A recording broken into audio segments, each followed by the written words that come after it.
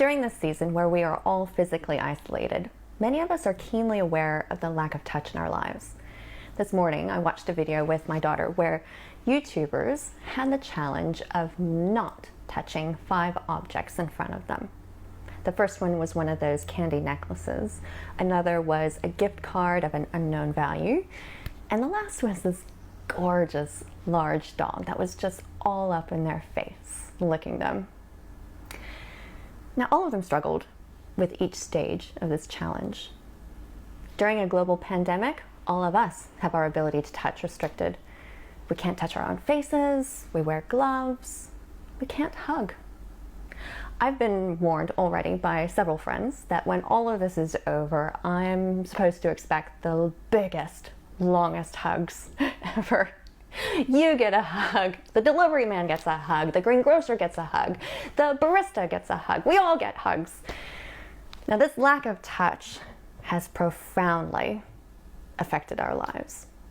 When we look through the Bible, we're reminded how powerful touch is. The imagery in Genesis, when God created humans, is just so tactile. In Genesis 2, then the Lord formed a man from the dust of the ground and breathed into his nostrils the breath of life, and the man became a living being.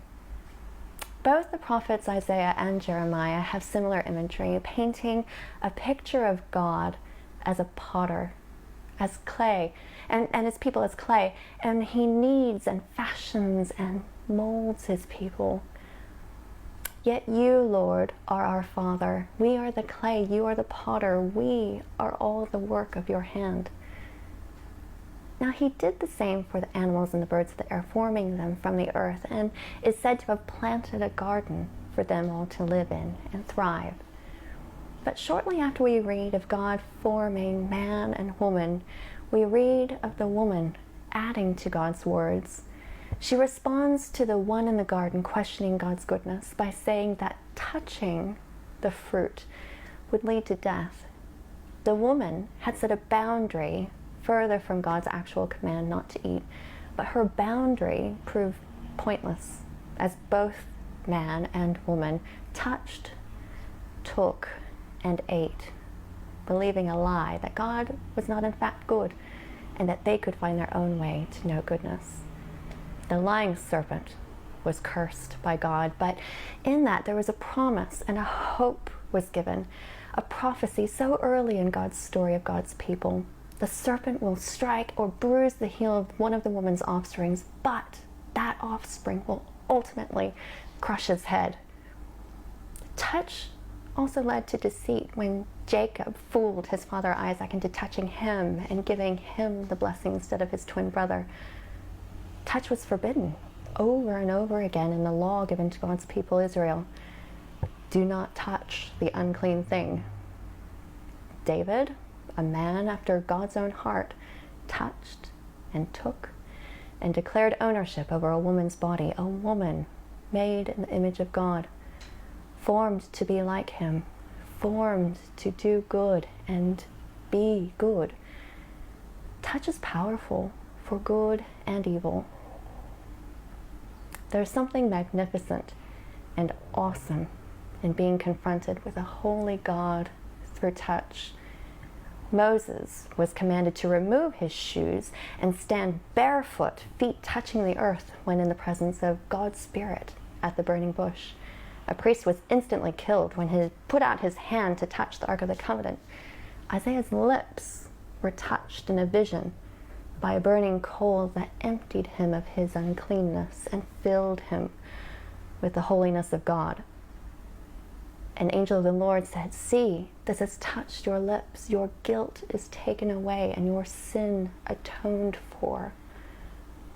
And then God becomes man, and in his full humanity, he touches those who are untouchable and atones for their sin. He touches the blind and they can see. On his way to tenderly touch and heal a young dying girl, a woman touches his hem of his coat, and Jesus stops in a crowd and he says, "Who touched me?" The power of this touch done in faith and hope for healing, flowed from his body and into her unclean body and made her whole. While he was in the home of some of the sort of people who added to God's command and said that you must wash your hands in a particular way, a woman whose soul had been healed, her sins forgiven, approached him in gratitude and worship. As she stood behind him at his feet, weeping, she began to wet his feet with her tears. Then she wiped them with her hair and kissed them and poured perfume on them. The Pharisees in the house, they sneered.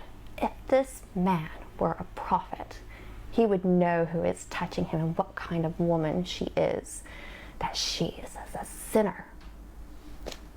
Oh, he knew. He came to touch and be touched by people like her. A man, a foreigner, healed by Jesus, flung himself at his feet, loudly glorifying God, physically touching and clinging to Jesus as the source of his very life, when 9 others like him didn't return to thank him.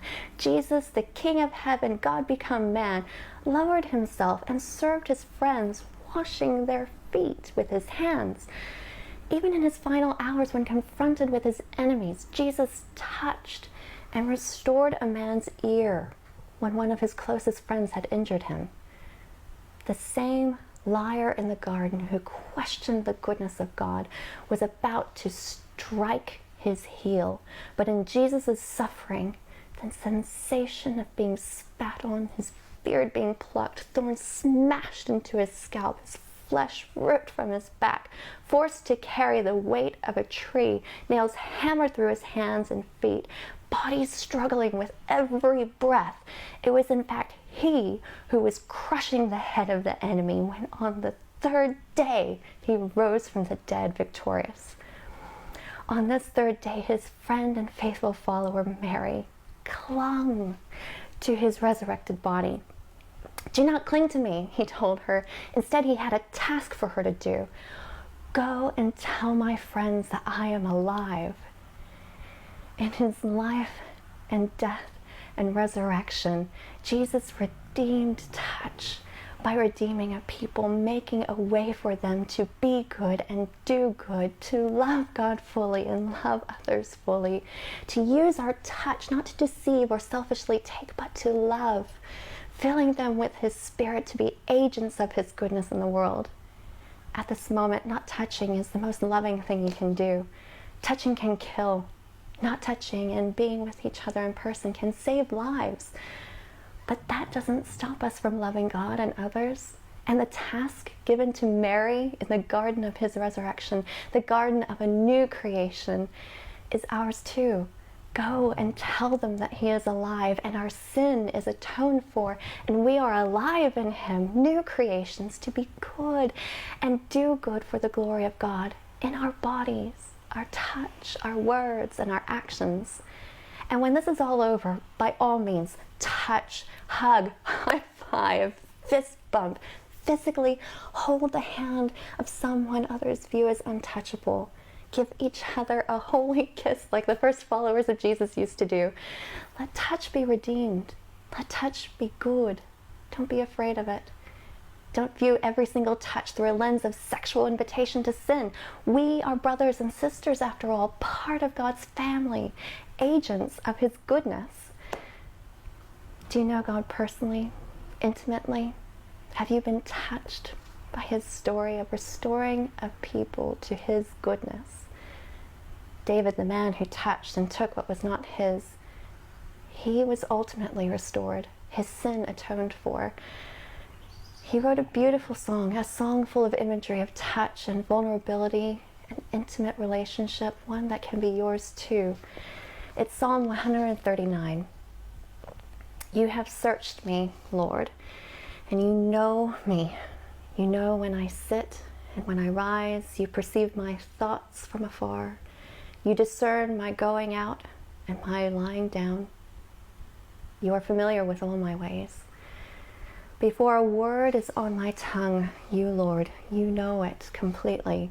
You hem me in behind and before, and you lay your hand upon me. Such knowledge is too wonderful for me, too lofty for me to attain. And at the end of his song, he says, search me, God, and know my heart. Test me and know my anxious thoughts. See if there is any offensive way in me, and lead me in the way everlasting.